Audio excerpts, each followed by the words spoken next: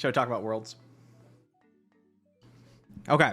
Recently, not quite as recently as I had hoped for this story time, but I went to Philadelphia for the Flesh and Blood World Championships. But as I'm sure most of you are aware, a couple of things happened before that.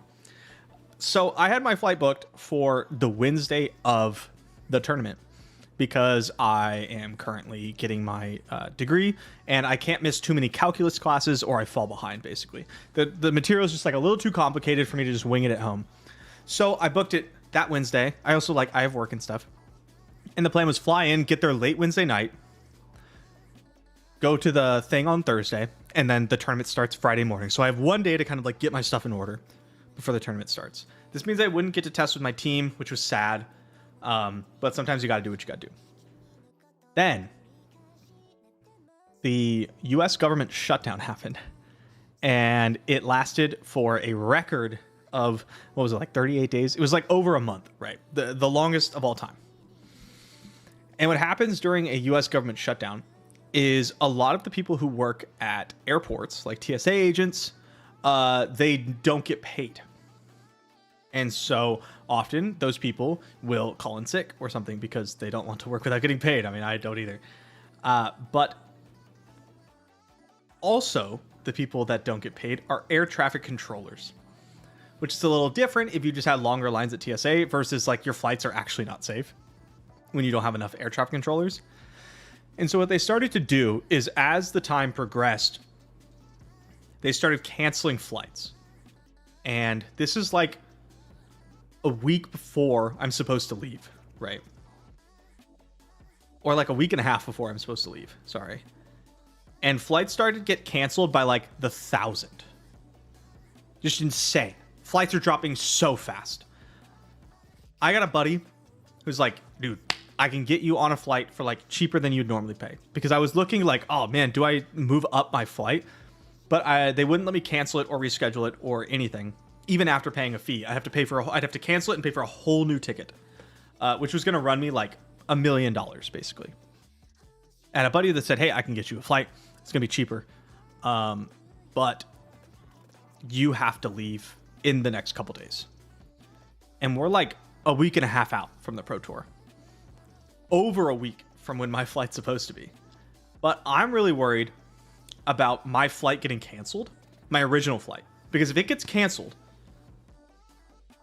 on like the Tuesday, so the day before, I will not be able to get to Worlds because it'll be way too expensive. It'll be over $1,000. It'll be probably like $1,500 to $2,000 for me to get to Philadelphia, and I just like can't swing that.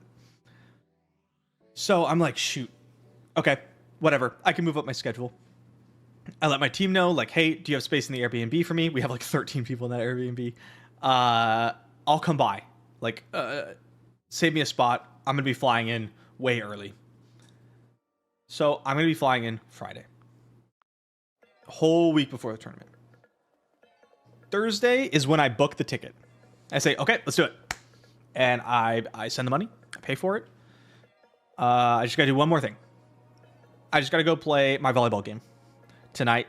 And then I'll pack and I leave like in the morning.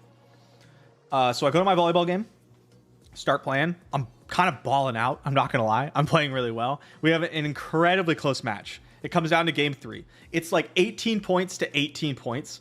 And in our league, it's first to 21 wins. It's really close. This is game 3, right? We're playing for the marbles. They just like send a ball over. We pick it up. No big deal. Goes to the setter. Setter puts it in my direction. I'm getting ready to hammer this thing. So I start my approach, which if you don't know what that is, it means the steps before I jump. Not super hard or anything. I'm kind of taking like a joggy step because if I start running too hard, I end up overshooting the ball. and then it's like really hard to hit the ball because it's over and a little behind me. So I try to do my approach slower.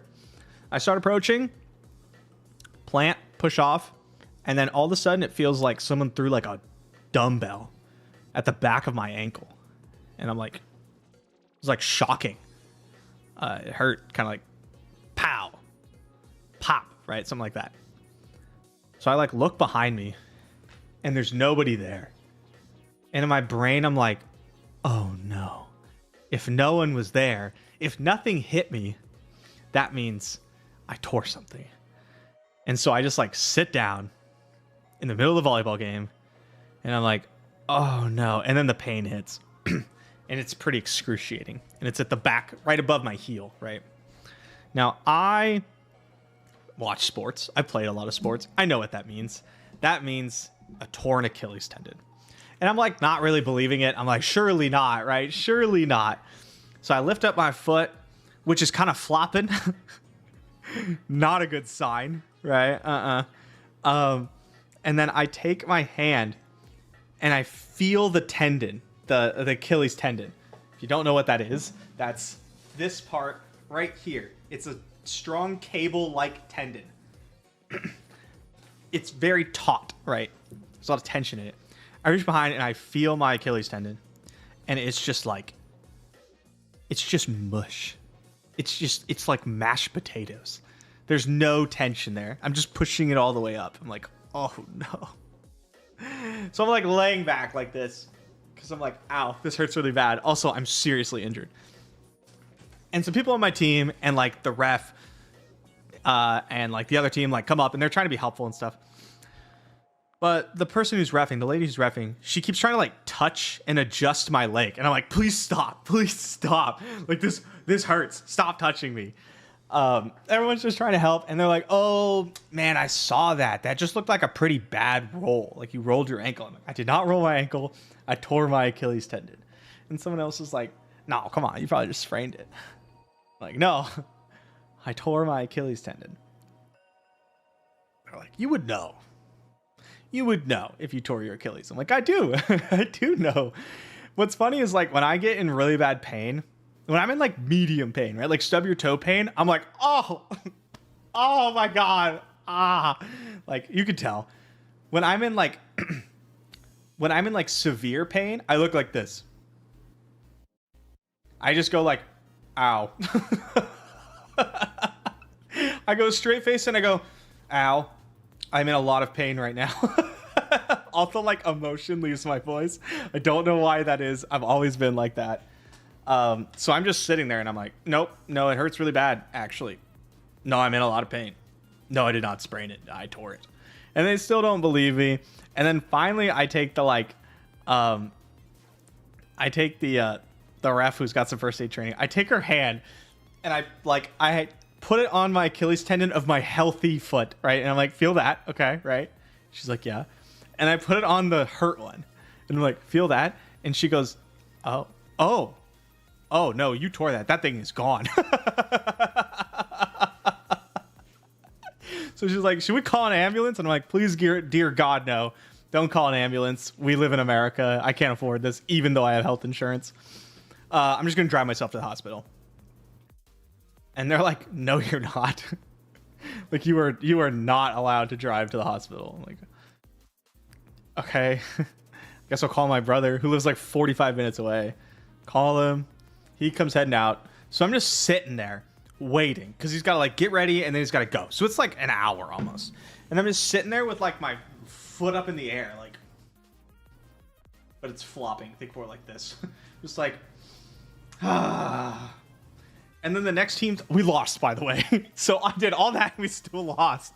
The next team comes in, they start playing, and I'm just like watching their game with my foot in the air because like I don't have anything else to do. I still got a half hour before my brother shows up. And then like some guy comes in over the break and he's like, damn, dude, that sucks. And I'm like, oh, someone must have told him what happened. And I'm like, it does suck. Yeah, you know, what are you going to do? And he's like, bro, you got a long recovery ahead of you. And I'm like, yeah, I know. And he's like, yeah, man, sprained ankles are no joke. I'm like, I did not sprain it. Anyways, none of that was important. Brother gets there. I get in the car, head off to the hospital, right? I'm just sitting in all my athletic clothes. It's cold, whatever. We have to like get a wheelchair to get me places. And then when we don't have a wheelchair, I literally am just hopping on one foot. Can't walk on it. I mean, maybe I could, but it'd be like incredibly painful and I'd have to do it only on my heel.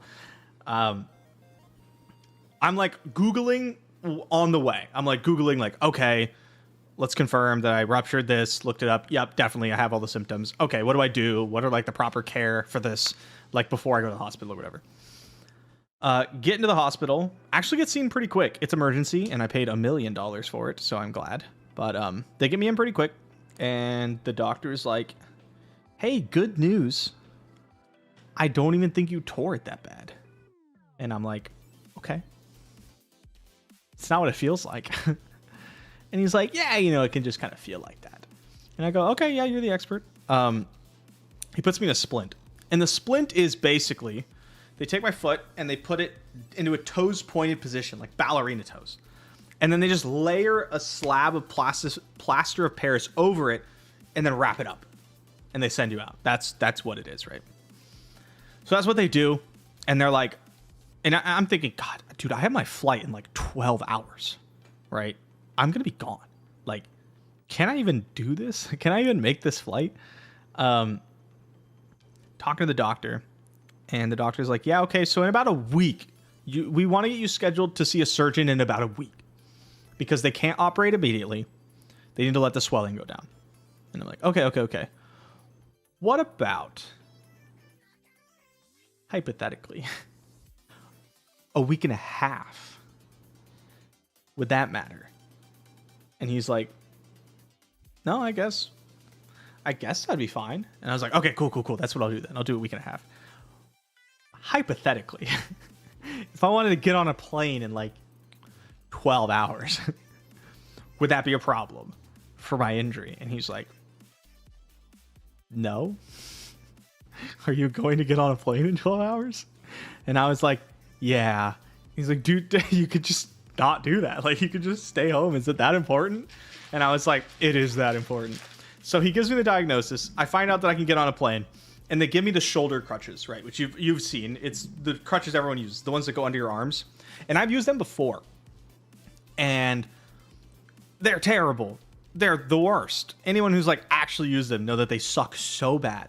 Not only are they really uncomfortable, they put so much pressure on your underarms that everything from like your chest to all the way here bruises really bad, and it's uncomfortable and it chafes. They're just awful. I don't want to go through it again. So I'm like on my phone in the hospital, and I'm ordering the under your elbow crutches. Spoiler alert, they look like this. Like this. You put your arm in, hold like this, you stand. It's what the kid from Breaking Bad uses. They got little I got little shocks on the bottoms. I'm on my phone, and I'm Amazoning those to the Airbnb in Philadelphia because they can't get to me in time. So I'm like, I'll get crutches there, whatever. I get all packed up, which is really hard because I'm really hurt. Get everything packed up, try to collect enough cards to make my decks because we're playing 2 formats. It's Classic Constructed and Living Legend in Worlds, right? And I go to sleep. Now, I'm worried about this injury because Achilles tears are really serious, and sometimes people never make it back to the same level of like athleticism. And I like to play sports. I like to play sports a lot. So this does worry me quite a bit. So I'm trying to like keep on top of everything that I'm supposed to be doing. If I tried a knee scooter, I haven't because I should be walking within like a little over a week with small amounts of weight on it. But I haven't gotten one. I'm thinking about getting one, but it would be such a short-term purchase that like, I don't know. I might pick one up on like Facebook Marketplace or something. Anyway, so I go to the airport, and I'm there really early because I wanted to make sure that I can like get around things, right? Get around the airport in time. They have wheelchairs there, which is great. So I sit one, and they just like kind of bring me around everywhere. And I have them bring me to one of the like pubs, right? One of the restaurants. So I like crutch in. They see me on the crutches. I sit down. I eat my food. I'm there for like 30 minutes. I'm like the only one there too.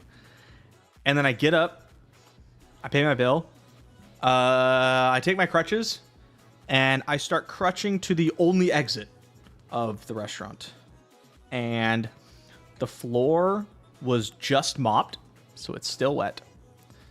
But there is no wet floor sign, so I did not know. And my crutches go shoo, and they fly out from underneath me. And I fall pretty bad. Luckily, I fall on my face. I know that's like, doesn't sound lucky, but if my like left leg was in a certain position, I would have fallen on my injured leg instead, which would have been way worse. So I basically ate a bunch of shit, and I was like, thank God I didn't fall on my leg. But also I was just like livid because I'm the only person in this stupid restaurant. You watched me crutch in. My crutches are right next to me. And then you mopped all around me and didn't put out a wet floor sign or anything. You didn't even like let me know. You didn't warn me. I was upset. I was pretty mad. And luckily I had to go to my flight because I may have like said some not very nice things. It's pretty frustrating. Although to be fair, not very nice things from me is kind of like, you guys really should have let me know. Like, you kind of dropped the ball here. And then they'd be like, oh, sorry. And I would go, it's okay. That's not very nice, right? I'm not like cussing people out or anything, but I was really frustrated. If I'd have gotten more injured, I would have like sued for sure. But I didn't. So we're on to the flight. I got to crutch my way down a plane aisle, which sucks. I don't expect anyone to like have to do that. But it's not a fun experience. I don't recommend it because everyone's like already in their seats and they're not paying attention to you. So I'm trying to like get these through the aisle, but I'm too wide. So I have to like turn sideways and then like Dr. Octopus my way like over where I'm like tilting all these crutches to try to get across. I'm moving like a spider with two legs, like a handicapped crab is what I look like going down this stupid aisle. Anyway, get to my seat, eventually get to Philadelphia, right? Get off the plane. It's late. I get picked up by my buddy. It's actually not that late. It's like 3 p.m., but it feels late. 3 p.m. Pacific. Get picked up by my buddy. No, wait, that's not true. Sorry, I took a red eye. I landed at like 4 a.m., 5 a.m. Yeah, 5 a.m. That's what it was. That's why it felt like nighttime and daytime at the same time. Get to the Airbnb. Instantly notice a problem. There's like 12, 13 people in this Airbnb. We open the front door. Not only is there stairs up to the front door, but we open the front door and there's like the living room area and the kitchen. But every bedroom is either up a flight of stairs or down a flight of stairs. And I'm on crutches. But there's just no beds. There's no beds in the living room. Whatever. So I end up getting a room downstairs, which I'm just grateful that my team was able to like find space for me on short notice. And I fall asleep for like 4 hours. I wake up, we start playing games. Now, I think I've talked before about the testing process for like setting up for Pro Tours and Nationals and things in Worlds. We basically get a bunch of people, we get into a house, and we just jam a million games. We jam a million games. We talk about how they felt, what matchups favored, what hero is looking like it's doing well, tech cards, blah, blah, blah, blah, blah, right? Now, this was kind of an interesting one because most of the team was already locked on Syndra in Classic Constructed. We believed that Syndra was the best deck in the Classic Constructed format, and I think it definitely was, right? Won Worlds. I am pretty much 100% locked on Verdance. I've done really well with Verdance in the past. I continue to do well with Verdance. I like the deck. I don't enjoy playing like all red card aggro, like mono red aggro, right? I just don't want to do that. It's not really how I like to play games. Plus, I'm like one of the better Verdances, right? So I feel like it's probably a good choice. Living Legend is the other format we have to play at Worlds. That one is going to be a bit different because not only are there not a lot of Living Legend events, so we don't have a ton of data, but there's recently been a ton of banned and restricteds for the format. Multiple different ones, hitting different things, banning, unbanning stuff, right? And we just don't know what's what. The room in general thinks that Viscera is like the best deck, and then other really good decks are like Marlin, Starvo's still solid, stuff like that, right? One thing that we don't think is good is Chain. Everyone's kind of on the same page that Chain is no longer good, which is funny because he was like the best deck for a long time, right? He was like the best LL deck for a minute. There's another deck that pops up a couple days into our testing. Well, I mean, it popped up before, but we didn't spend too much time with it. And it's a Dio deck. Dio Art of War. Now, the point of the deck is to set up a couple items and then use Art of War, Cash In, Tome of Fendel to churn through your deck. Use High Octane to make a bunch of resource points, and then you basically OTK people. You kill them in one shot. You use System Reset to reset your items, specifically the one that draws you a card, and you kill them all in one go. This deck did make top 8 of Worlds, so if you want to see it in action, it's pretty nuts. You can go watch the coverage. And Peter's pretty immediately interested in that one. I am not sure. I think I'm going to play just whatever the best deck is, which is right now is looking like Marlin, Starvo, or Viserai.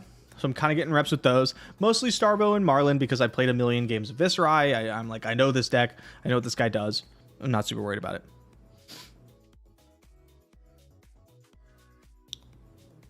We start playing more and more Starvo. And getting the deck pretty good. However, it's really struggling into Viserai. Really struggling into Viserai. And I have one teammate, Barrett, who's like, you know what beats Starvo? Florian. And we're like, okay. You know, Florian plays Scepter of Pain in Living Legend. It's a full rune chant stacking deck, right?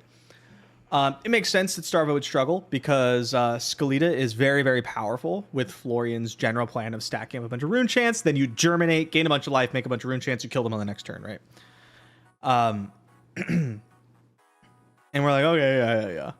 I mean, the deck literally can't be Viserai, so we're just not worried about it. We're playing some more, and Marlin's looking pretty good. And Barrett's like, you know what beats Marlin?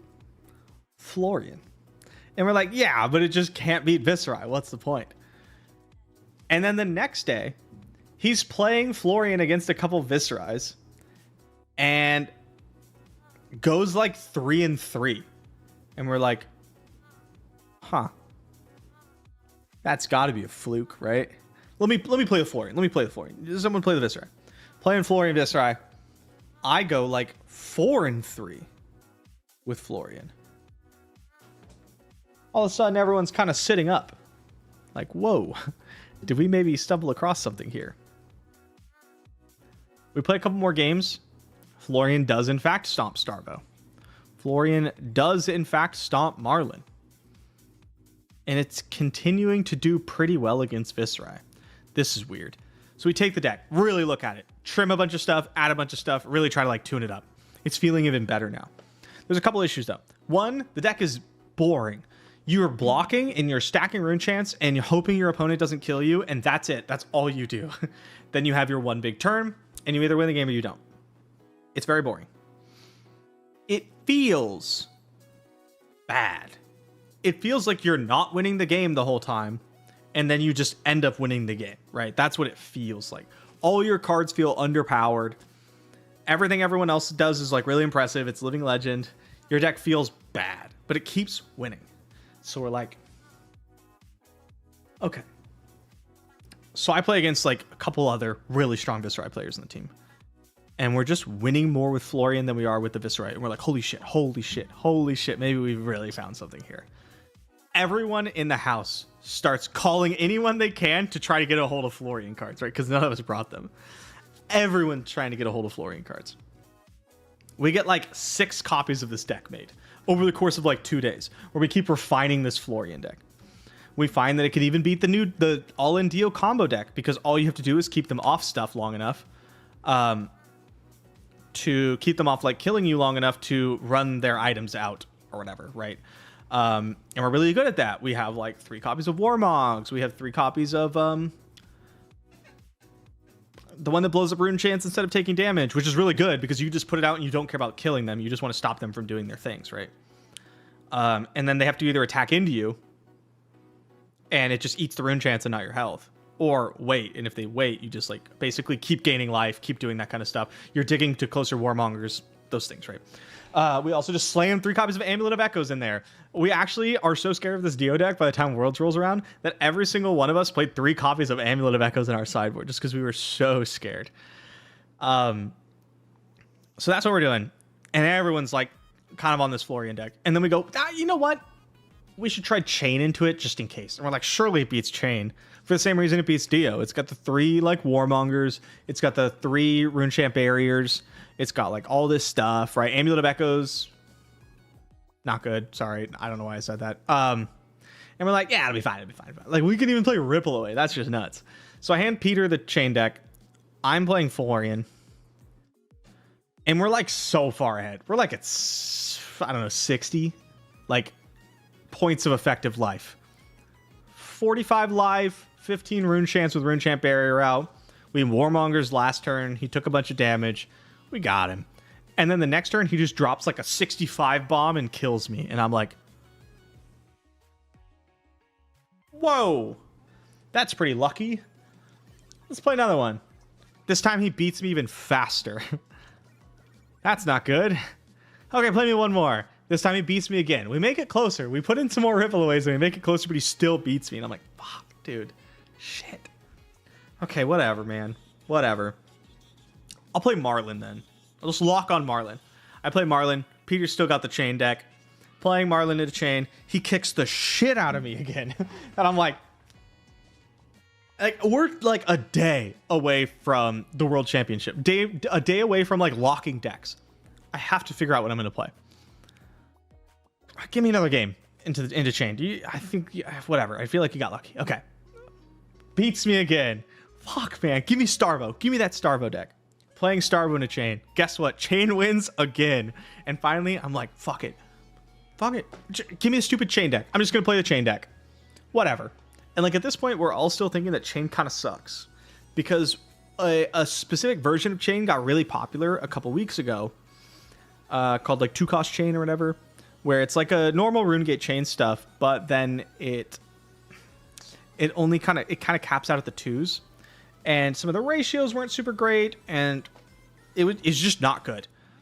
This more standard RuneGate Chain deck was doing like wonders though.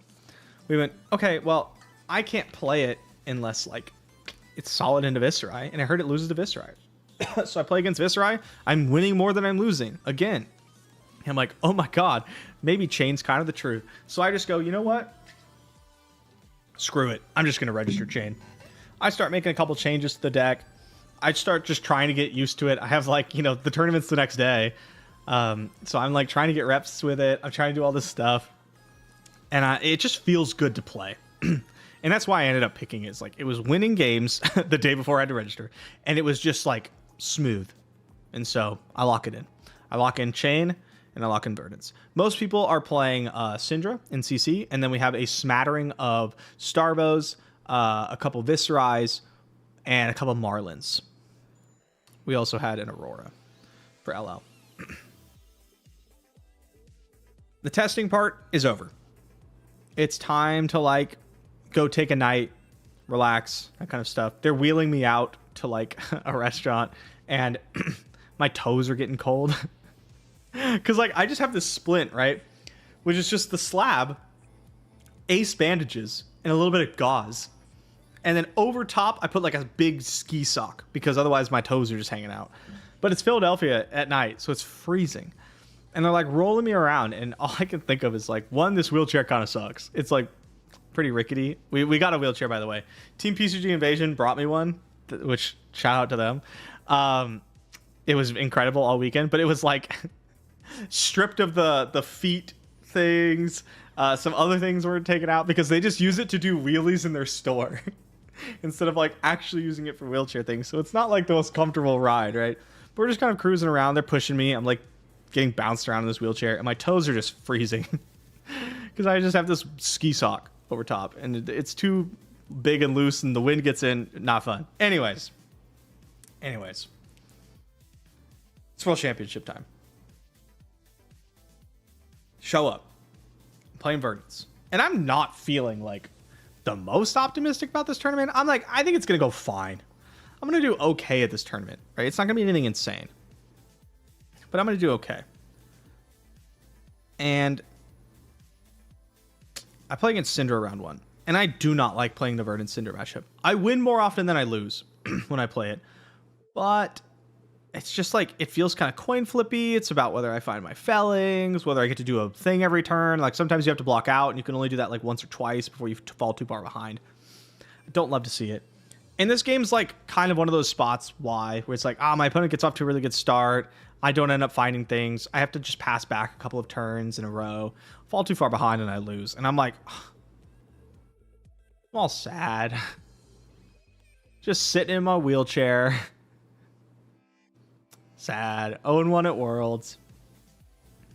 And I'm like, damn. Maybe Verdance wasn't even the pick. Like, it's just not very good into all the top decks. You're like 50-50 into Syndra, right? Depending on how much practice you have in the matchup and who you're playing against. You're losing into Gravy Bones. You're losing into Prism. The Marionette matchup's getting better for the Marionettes. You're obviously flipping the mirror. It's like... doesn't feel great. Next round, I do win. And then I believe the next round, either this round or the round after, I play against a Kasai. And that Kasai player puts, I think, 3 Cell Swords on turn 2. Yeah. It's like start with 1 gold from the hat. Make 1 gold from riches. Make 1 gold for Kasai ability. 3 Cell Swords. And I'm like, oh no. We're still in the 30s, right? You got 3 Cell Swords on the board this early. I haven't even decomposed once. We play out the game, and I'm just ignoring them. I'm like, I don't have the time for this. Maybe I'll draw a heartbeat after I'm online, and I can start pinging them away. But like, I just don't have time for this. So I'm just attacking.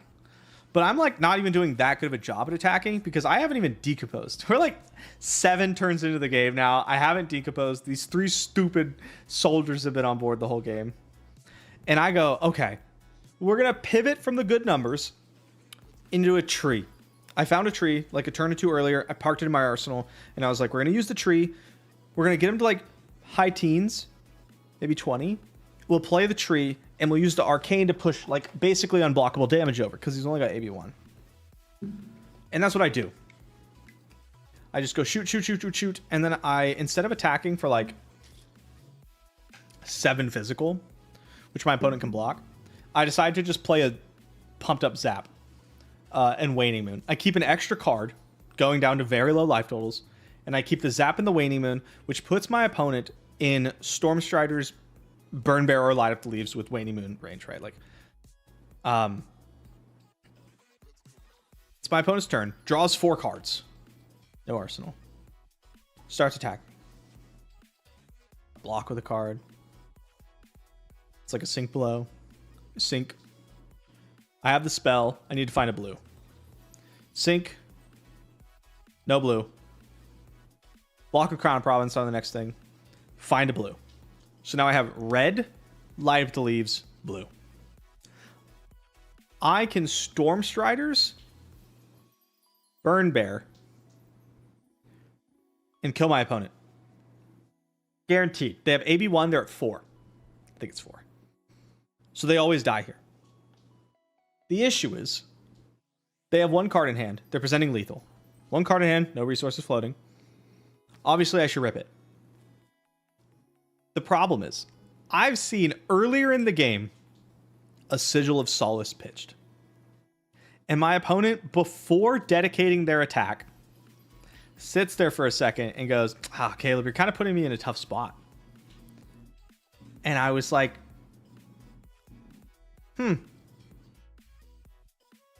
something about that felt off. Like he just kind of sat there, said he's in a tough spot, waffled on what to do, and then sent the attack. And I was like, that's just weird. I don't know why, but something was not right about that. And so I sit there and I go, surely I just like kill my opponent. Surely I just kill my opponent. The other option is I block with my 6 or 5 or whatever I have to block with, arsenal the spell, and try to draw the resources on the next turn. But if I do that, I'm going to die to like Glint the Quicksilver. So I have to decide, do I go for the win and die to Sigil of Solace? Or Do I block and try to buy another turn and die to Glint? And I'm just sit there for a while and I'm thinking, it just keeps coming back that I felt like his comment was odd. And I go, this motherfucker's got Sigil of Solace. So I block with my cards, no reaction. It's my turn. I Arsenal. I draw up. I have the resources. He sends an attack. I send the Light of the Leaves. I send the Waning Moon. He flips up Sigil of Solace in his arsenal and dies exactly. And I'm like, oh, let's go. Like, let's go. Felt so good. It was a really crazy game. That was like such a big comeback game. And there's like something really big about like losing early and then battling it back. Not only does it feel good, but like if I'd have kept winning, it'd have felt really good.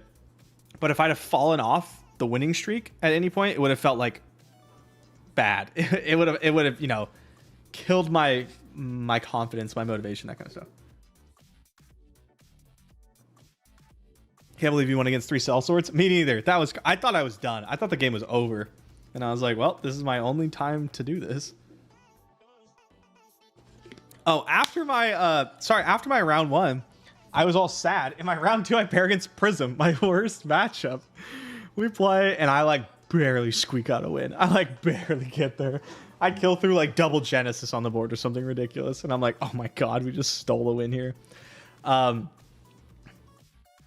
yeah, I end up the CC portion 4-1. I won every other game besides the Syndra game. We start playing LL. Playing as my opponent in LL. He's playing Starvo. I'm on Chain. And he just starts the game off by going like, Fuse, crippling crush you. And I'm like, well, here we are, right? Get crippling crushed. My turn. First shackle, hit. Bang, bang. Sending it back good, right? Get his arsenal or whatever. Okay, sure, whatever. His turn. Starvo Fuse. Spinal Crush. Get you. And I'm like, oh, sure, okay. Take some damage. Get a Read the Runes set up. Go ahead. His turn. Fused Oakenold. Send it. Okay. Me. Base of the mountain. Block just enough to stop it. My turn. Soul Shackles hit crazy. Send some attacks back at him. His turn. Fused Felling of the Crowd. Like, he's just bang, bang, bang, bang, bang, bang. Right? My turn. Shackles hit insane again. I hit like Cole. Like another attack. Like, it's just nuts. We're just swinging at each other. I hit Art of War. He fuses again.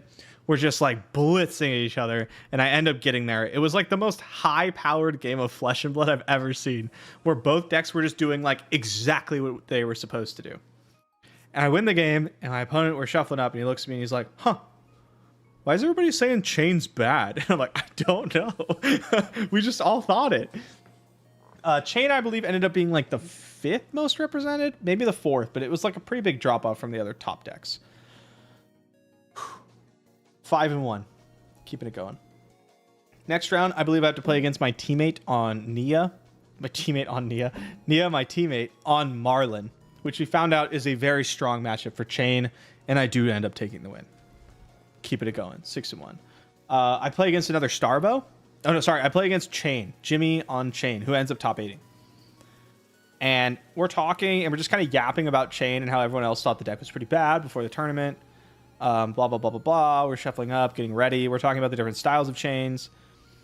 And I'm talking about how RuneGate chain feels really good. And he makes a kind of evasive comment.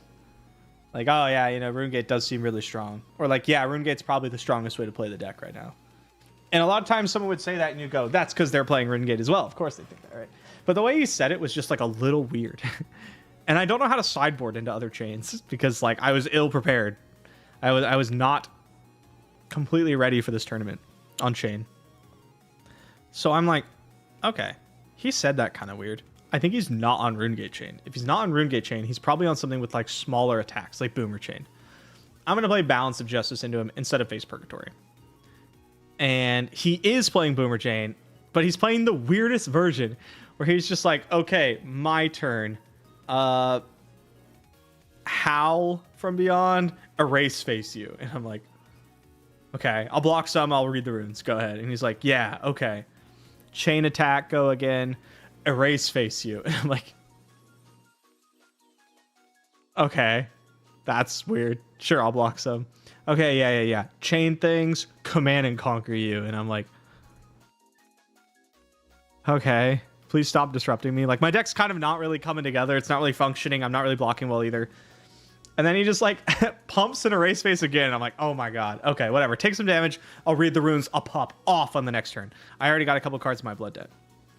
Banish another card off my blood debt. Read the runes, pass. And he goes, how many blood debt do you have? He's like, you don't have any action points, right? And I'm like, no, I don't have any action points. And he goes, invert existence, get 2 of your blood debt attacks. Invert existence, get 2 more of your blood debt attacks. I'm like, oh, sorry, it was like 3 blood debt attacks and 1 non-attack. So I still took 2 damage and I took blood debt because I didn't have any action points. And I'm like, oh my god. Ah! And then he goes to his turn, sends another like disruptive attack, right? Like amnesia or something. I'm like, come on. I drop, banish more blood debt. He inverts me again and I die.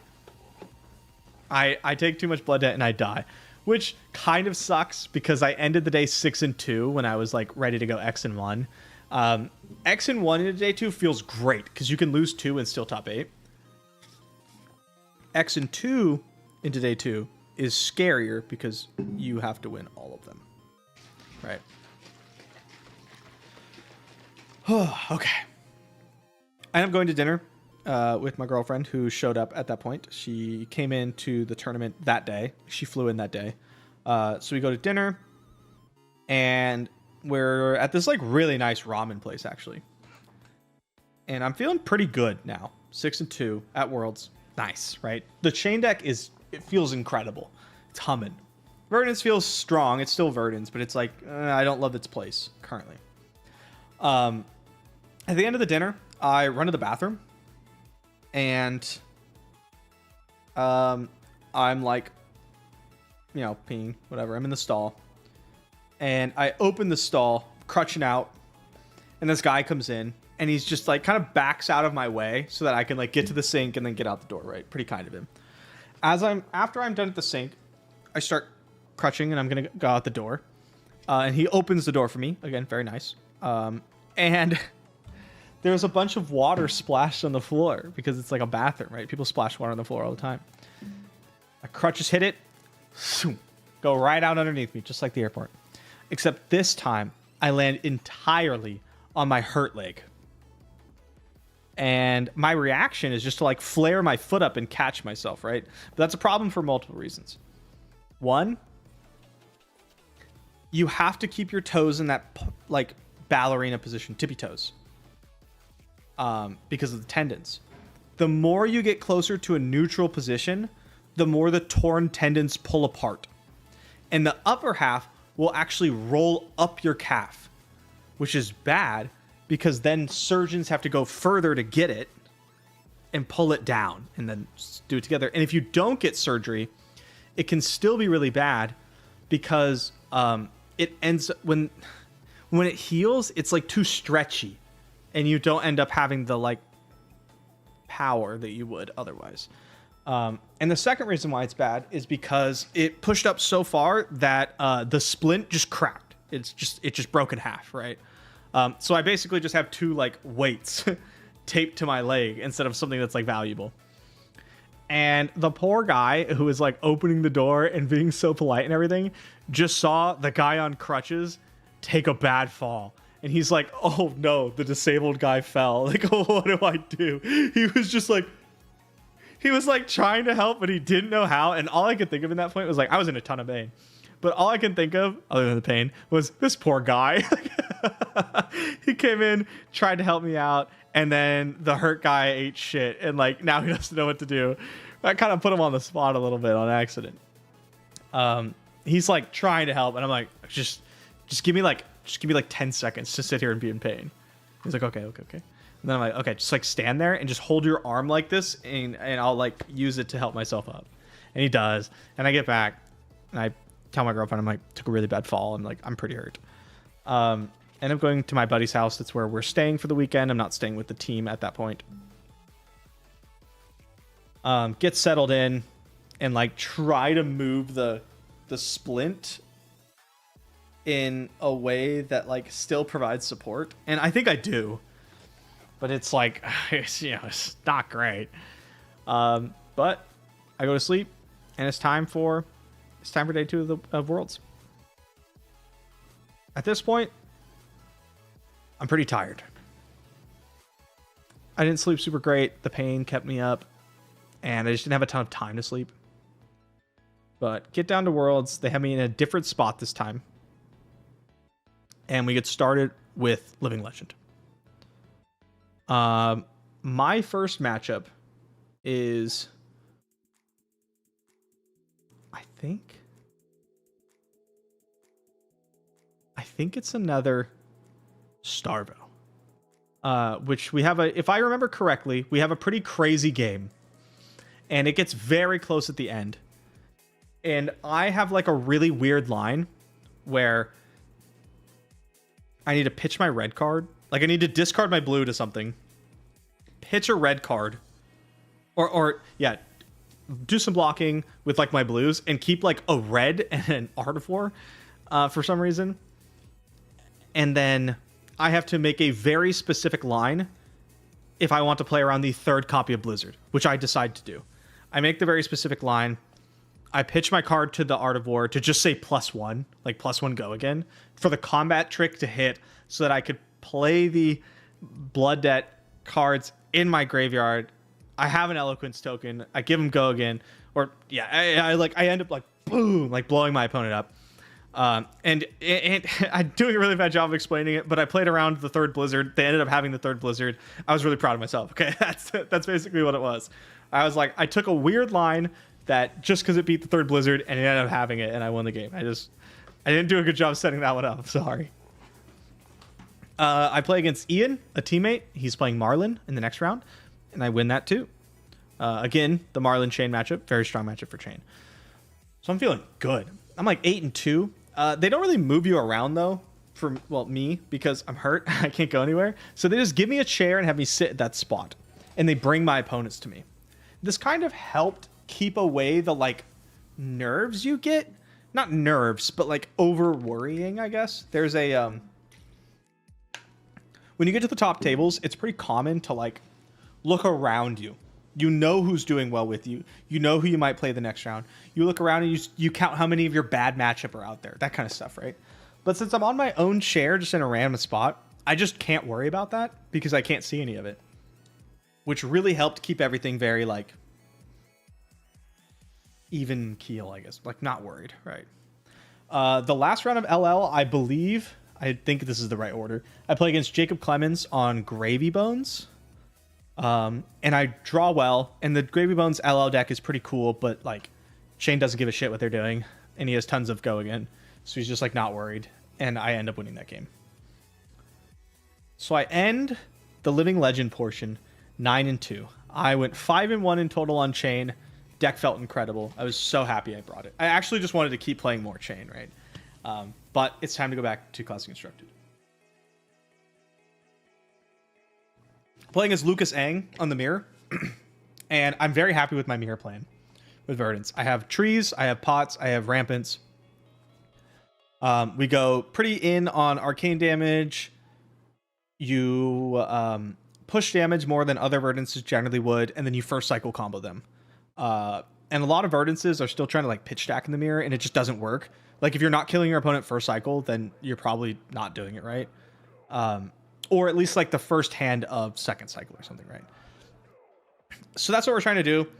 And Lucas is clearly also playing it the same way. He hits all 4 of his potions. I'm on like potion 1, and I'm finally starting to catch up. But I have to pitch a Rampant Growth in the first hand of the game and the second hand of the game, which means I can't kill him until I get to the first hand of second cycle. That's just how it is sometimes. Sometimes you see all the Rampants before you see the potions. What are you going to do?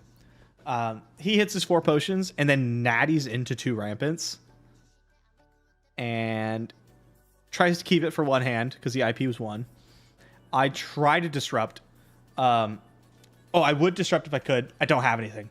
My only option to try to keep him off it is to combo myself, but I only have 1 rampant. The next rampant isn't for until the next hand. But if I just pass the turn to him, I just die. He's just going to kill me. So I sit there and I tank forever. And I go, okay, we're just going to fire it and hope he's got like a couple reds, right? Or hope he has to pitch the rampant away. And I can't do quite enough. I could put him to like 6 after the combo. Because it's not an ideal one and I only had 1 rampant. And he gets to go to 6 and keep the rampant in hand. He passes back. Can't really do anything. And I just don't have the pressure. I just send a stupid attack. He blocks. And then he goes to combo. And he combos, puts me to single digits. And then we basically just do the thing where like you can't tap out on your turn because you just get Storm Striders. He's back up because he cracked all his potions and everything. And I end up losing the game. And I'm pretty sad about it. I'm on this run, right? I'm on a crazy run. All my chain games went really well. And I'm like, yes, okay. I'm not feeling as confident in Verdance right now because of the possible matchups I can run into. But I really, really feel good about our idea for the Verdance mirror. I think I play it really well. And I need to win all my games but one. And it's the first CC game that I lose. And it's on the matchup that I want, that I think I'm good at. So I was just like demoralized at that time. I was just like, God, damn it. Like that's the one I'm supposed to win, right? It's just sometimes in a tournament run, some losses hit really hard for some reason. And that one did. I was like, just bummed, man. Just bummed. I've never top 8'd a tier 4. I really want to do it. But now I have to win 3 in a row. Which is tough sometimes. Sit down. I'm playing in Syndra. We play a close one, but I end up getting there. I hit the spell in the turn I need to hit the spell, and I win the game. Sometimes you draw it, right? Got to win 2 more in a row. Feeling pretty... I guess anxious is an okay word about it. Not like super nervous or anything. But I'm just sitting there going like, okay, gotta win each one. I gotta win 2 more. Sit across from my opponent. What are you playing? He flips Syndra again. Okay. We get ready, do the die roll, flip our cards, and a couple of my buddies are watching from the rail at this point. And we have been of the opinion that you should always play Mask Momentum with Syndra into Verdance. And like most Syndras think that. But some people think you should play Mask of the Pouncing Lynx. I've tested against Mask of the Pouncing Lynx. And I've realized that when it's Mask of the Pouncing Lynx instead of Mask of Momentum, my win rate as Verdance shoots up. It's like so much better for Verdance because you get to block how you want. Which means that you're much more able to always have offensive pressure. My opponent flips up Mask of the Pouncing Lynx. And I'm inside, I'm like, oh my God. And on the outside, I'm like, you know, like, it's not saying anything. My buddies see it. They're like, from the sidelines, right? Play the game. And like, I keep forgetting that it's Mask of the Pouncing Lynx instead of Mask Momentum.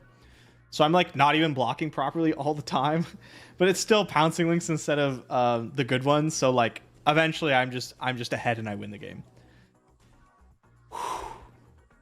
One more win, and I top 8 the World Championships, which is crazy. Never top 8 a tier 4. They call me up on stream. They want me to do a feature match. So I have to like go in my wheelchair and like zoom over there, right? Sit down.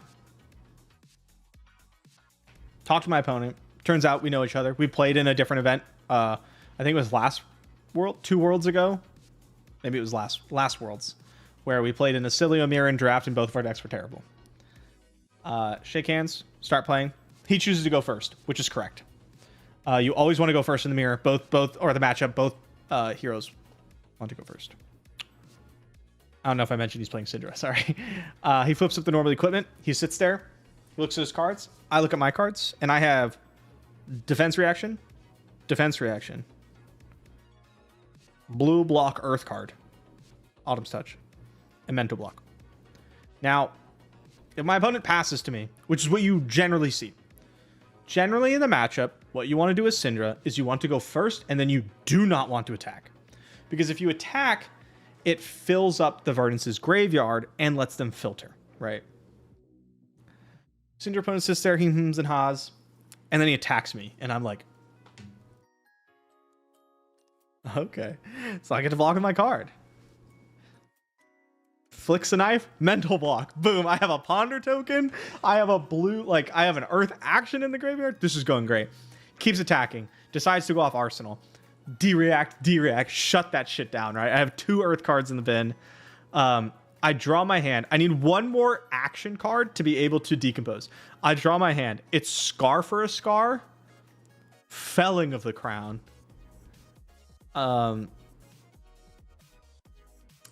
Everbloom Life, and a blue. And I'm like, holy shit. I'm at 39 or whatever because I got flicked or took 1 damage somewhere. I think, no, I mental blocked on an attack. I got flicked for 1. I'm at 39 to 40. This hand works perfectly. Scar for a Scar forward with go again. Break the chain. Gain a life off Everbloom Life. Felling you for 4. Decompose. Put a card on the bottom. Whoo, insane. Ponder token pops. E-Strike. Put that in Arsenal. Draw my next hand. Not only can I get ready to decompose again, I draw another Felling of the Crown. Boom, send a Felling again. And it does not ever get closer. I win that game more handedly than like any Verdant Syndra game I think I've ever played. Like, it was not close. I take it down. My friends start going nuts because I just top-8'd Worlds, right? I'm in the feature match area and I keep it composed. My opponent's upset because he just missed top 8 of Worlds because his deck took a poo-poo on him. And my deck ran like Usain Bolt, right? Obviously, attacking on turn 0 was like, put him in a really poor spot. But still, like, it sucks. And so I can't like pop off on him, right? I can't be like, woo! Woo! Like knock his deck over and like jump around. Like, I can't do that. So I have to keep it very composed. I'm like, sorry, man. You know, great run. As like my girlfriend and my friends are going just ballistic next to me. And then they wheel me away, and then I'm finally like, yeah! They asked me to go do like an interview with them. So they pull me back. And Sam and Pankaj are like good friends. So we think it'd be funny to do a bit where they take away the chair. Sam's sitting there and he's on camera and he's live and he's just looking at the camera. And then Pankaj wheels me in very slowly on the wheelchair and adjust me, and then we start. And we did the bit. I thought it was really funny. And I'm just like glowing, dude. I'm just like, oh my god, I just top-8'd the world championship. Like, this is insane. This has been like such a wild year for me, right? I started World Tour Weekly. I won US Nationals. I had some other really good finishes. I won a couple Battle Hardens. And now I top-8'd Worlds. I've always wanted to like top-8 a big like Pro Tour or Worlds for like Magic or this game. Finally, I do. We're doing top 8, and I don't know if you saw it, but they had like a promo video they put around on Twitter, and it was in the broadcast. But basically, they brought us back. They had some lighting, they had some like camera setups and stuff, and we were gonna film a promo video, which is kind of like a hype video, and it goes through all the people in the top 8. And we're doing so. I'm the last one. They take me out with the wheelie, the wheelchair. And they're like, okay, like, what do you want to do? And I'm like, okay, what's the vibe? And they go, think hype stream, hype video, like a college football promo. And I'm like, okay, cool. So I'll mean mug the camera a bit. I'll like look hard, right? And then I was like, can I pop a wheelie? And they think about it and they're like, hell yeah. So what we do is they have this like, they're going to like zoom in and then they're going to like zoom out. And that's like the thing. And when they zoom in and the music kind of drops, I'm just like looking at the camera like this. Right? And then they like zoom in and then right as it like hits the thing and the music drops, I pop a wheelie in the promo. It's so funny. I think it's so funny, right? It's like, it's hilarious. I'm actually going to see if I can pull that up for you guys because I think it's just too funny. We also take some pictures. We take the top 8 picture, which I'll show you as well because I thought that was pretty funny. We take like a normal top 8 picture, exactly what you would expect. And then after that, they're like, hey, let's do a funny one now. Or like, you know, not so like straight edge, I guess. And no one really knows what to do. So I'm like, okay, I have an idea. Let me do this. It's gonna do that thing. Okay, so okay, here's the top 8 picture. I'm gone. Hold on. Hold on. There we go. Okay, here's the top 8 picture. I'm stoked. I'm cheesing, right? And here's the funny one. I was like, yo, no one had an idea. So I was like, here's what we should do. Everyone should move to the side a little bit, and I'll go in the back. Like they just forgot to put the guy in the wheelchair in the front, right? And then so everyone's here. Everyone's leaning because they're trying to make room for my wheelchair right here. And there's me right here. And I thought that was so funny. Was it actually funny? I don't know. That's not important. I thought it was funny. Let me see if I can pull up that promo video. That's not it. Okay, here we go. Here we go. Here we go. Here we go. Here we go. Let me pause the music really quick so you can watch the whole thing, because I think it's cool and I think it's funny.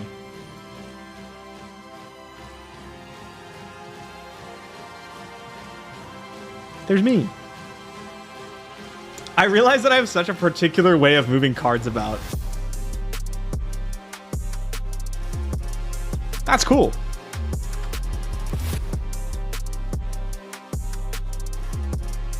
It goes kind of hard.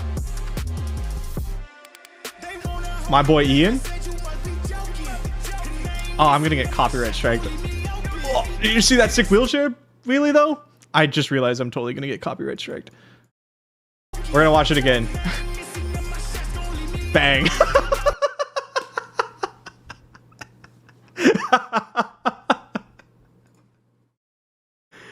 I thought that was really funny. So many people came up to me and they're like, dude, I saw the wheelie. That was hilarious.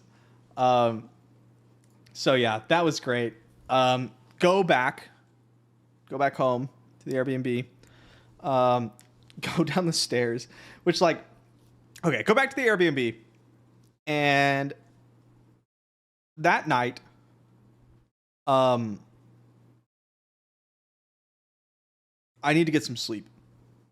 Now, I have to go downstairs, like I said, and it's so dumb. The best way for me to go downstairs is I have to hold one crutch. Oh, hi, Remy. And with the other arm, I have to hold onto the railing, and then I literally like hop all the way down. It's like so dumb, right? And then I have to like leave the crutch on the bottom and leave one crutch on the top, and then like I can crutch back up and then collect my other crutch because I can't bring them both down. I have to use one hand. Anyway, it doesn't matter. Go to sleep, wake up. I guess I should talk a little bit about the testing and stuff prior. We decided to play games, obviously. Ian and I are both in top 8, and we test together. We also have a couple more PCG Invasion people in top 8. We killed it this tournament. But PCG Invasion is kind of split on who tests with each other, because we have so many people. And I test generally with the Stroopwafel gang, and Ian is also Stroopwafel. He made top 8. And if you'll remember, we played Chain versus Marlin in Living Legend. We decided not to test into each other's decks, even though we are unfortunately paired against each other in the first round. So first round team kill. We decided not to test against each other's decks. It's kind of a waste of time. So we test against the other people in our bracket. Show up, and I'm not feeling super hot about our matchup. He's playing Prism, which is the worst matchup in CC for Verdance right now. Not stoked. However, I get to pick what format we're playing because I'm the higher seed. I'm obviously going to pick Living Legend because he's on Marlin. Chain Marlin, very good for Chain. So how this should play out is that we play Marlin Chain and I win because it's a good matchup for me. And then he wins Prism Verdance. And then it goes back to being my choice. I would choose format, Living Legend again, and he would get to go first again. So we get to play LL twice, which I'm probably going to have to win both. CC once, and he gets to go first all 3 times. I'm not stoked about that. Marlin really wants to go first, and so does Prism. We get ready. Fist bump, here we go. Time to play. Chain versus Marlin. He goes first. Seek and Destroy. 13 overpowers me. Like, oh, block 3, take 10, get an inertia token. Don't really send back anything that matters. His turn. Seek and Destroy. 13 overpower. Take 10. Lose a card. Send a little something back. And then he like... And then he, I think it's like Catch of the Day overpower or something. It's just like 13, 13, 10, 13. And I'm like dying. Now, there's a spot where I can go down to like a low life total, but keep all of my equipment. And I decide to do that because when he sends 10 the next turn, which is standard, I block with all my equipment. I can pop balance if he drew cards, and then I could probably kill him. Except he doesn't do that. He sends like 13. And I'm like, oh, no. So I sit there and I try to Art of War to get more blocking value. Don't even hit an attack and die. And I'm like, this is not how I wanted this to go. So now I have to win Prism Verdants. Prism Verdants. I'm playing Verdants. I get to go first because I lost unexpectedly. Have to win this to stay in top 8. Draw my opening hand, and it's disaster. It's like Felling of the Crown, Burn Bear, D-React, Felling of the Crown or something. Like some other red, right? And I'm like, oh no. Because I can't attack. If I say pass and he just plays an aura, I literally cannot play an attack. I have 3 reds and a Burn Bear, and all my attacks cost 3. So I just go, pass. And he goes, okay, that's fine. And I arsenal my D-React. I'm like, thank God. I draw another red, Felling of the Crown. Or like a red 3 cost, and I'm like, whatever. I have Sink Below in my arsenal. Like I'll filter, or I could just block out this turn. It's gonna be fine. As long as he doesn't play auras, it's gonna be okay because I can like just block out. And then he goes Genesis, Pierce Reality, double auras me, the good ones too. And I look at him, and you can hear it on coverage. I say to him, I think you just won the game. Because it goes back to me, and the only thing I can do is Burn Bear for 6 to his face, leaving both the auras. Goes back to his turn. Genesis triggers. He does some other stuff, and then he plays Library on turn 2. And the game is just over. It's not even remotely close. Like, I stay in it for another, like, 20, 30 minutes, but it doesn't matter. I'm not, like, winning this game. Get ground down, lose. It feels so bad to lose to a Prism because you're losing for, like, 20 minutes, too. And I knew from that opening hand I was going to lose the game. So I lose, and, like, I'm happy for my friend who made top 4, but it's, like, it stings, right? Obviously, it sucks to get into top 8, go into the next day, and then lose in the quarterfinals in such a horrible way. I felt like I didn't play any flesh and blood. I just lost. It felt really bad. So I'm sitting there, and Larissa's there, and she's like, let's just go across the street to like the market. We can get like a smoothie or something. You always feel better when you have food. I'm like, okay, yeah, let's do that. So you go across the street to the market. I'm so bummed. I'm so dejected. I'm sad. I always get over it quickly, usually after I have food. But like for a while, I'm sad every time I lose a tournament. And this is the biggest tournament I've ever lost in. So it's pretty sad. We go and get a smoothie. I start sipping it. Starting to feel better. The smoothie's really good. And I'm like, yeah, I'll sit here. I'll drink my smoothie. We'll just kind of hang out for a second, eat a little bit of food, and I'll feel much better. Big ass smoothie. Right after I think that, I knock the smoothie over and spill the whole thing. All over the table, all over myself, everywhere. I also can't get up and grab napkins because I am stuck in a wheelchair that's like wedged into this table.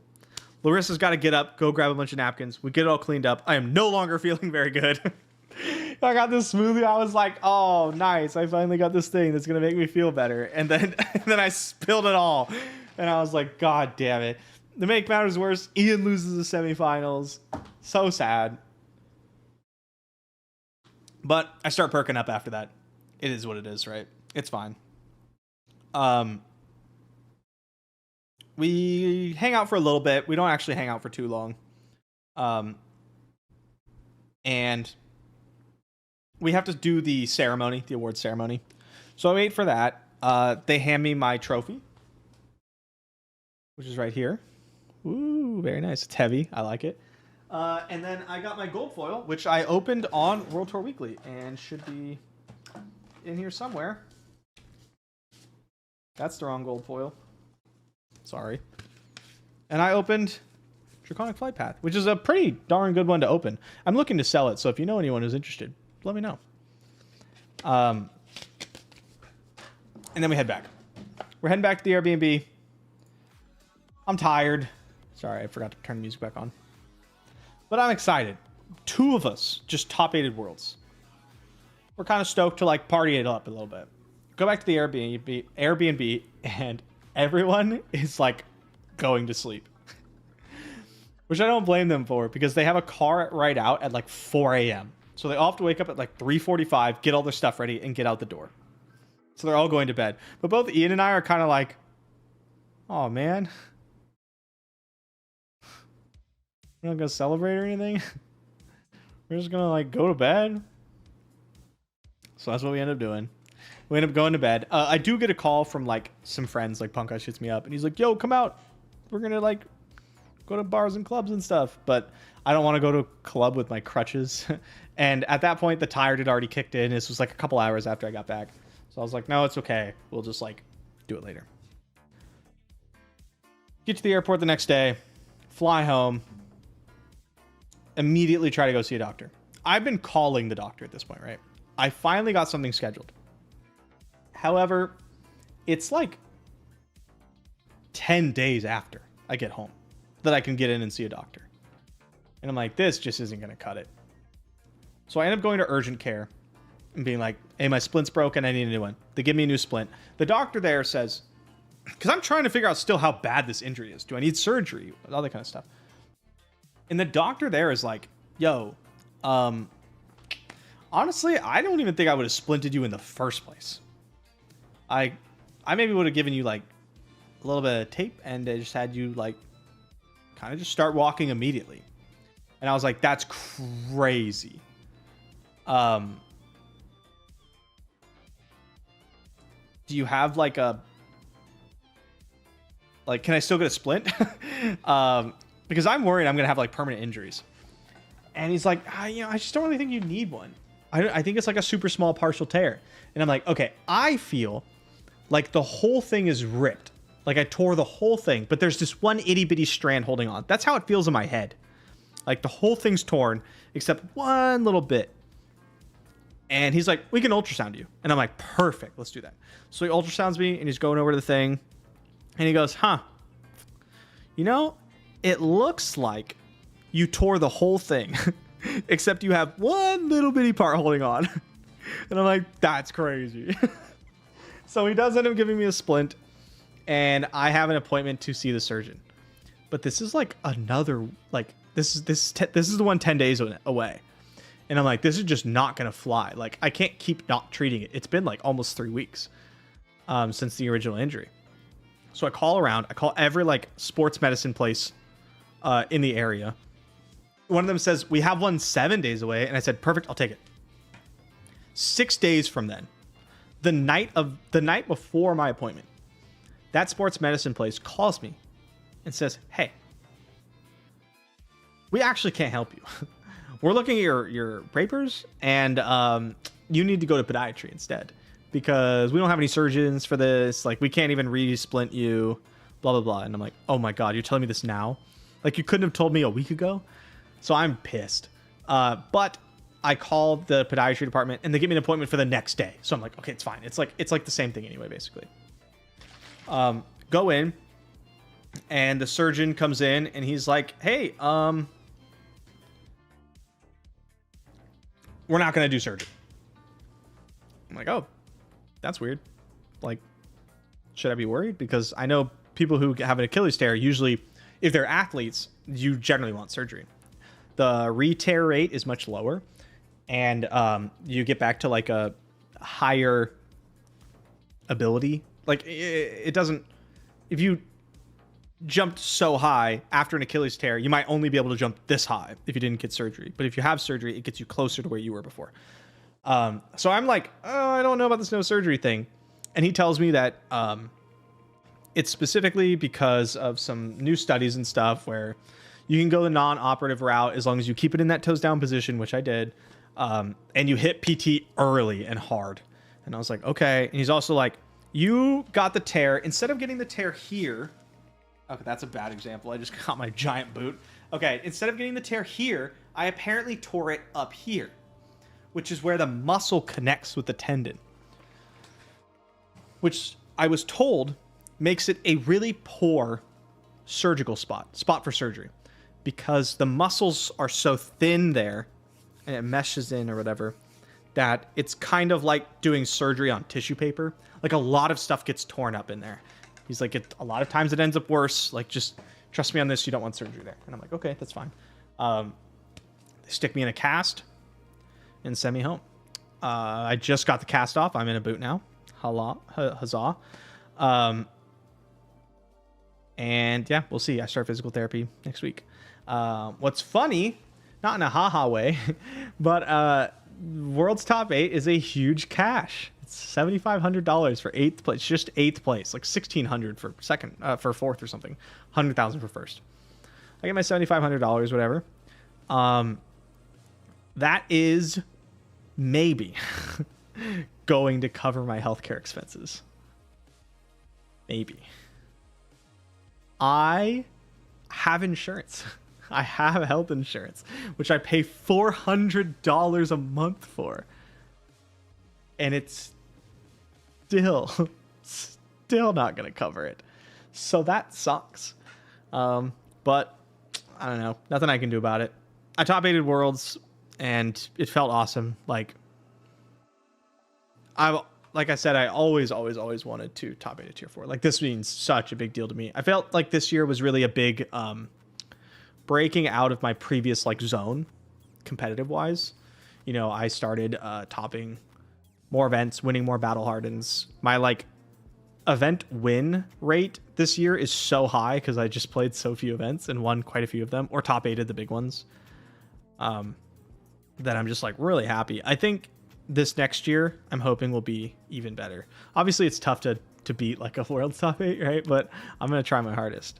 It's just good. Just a good year. Yeah. I'll see what's coming up. We have some callings coming up. I do not think I'm going to be playing any of them. I might be casting one. We'll see.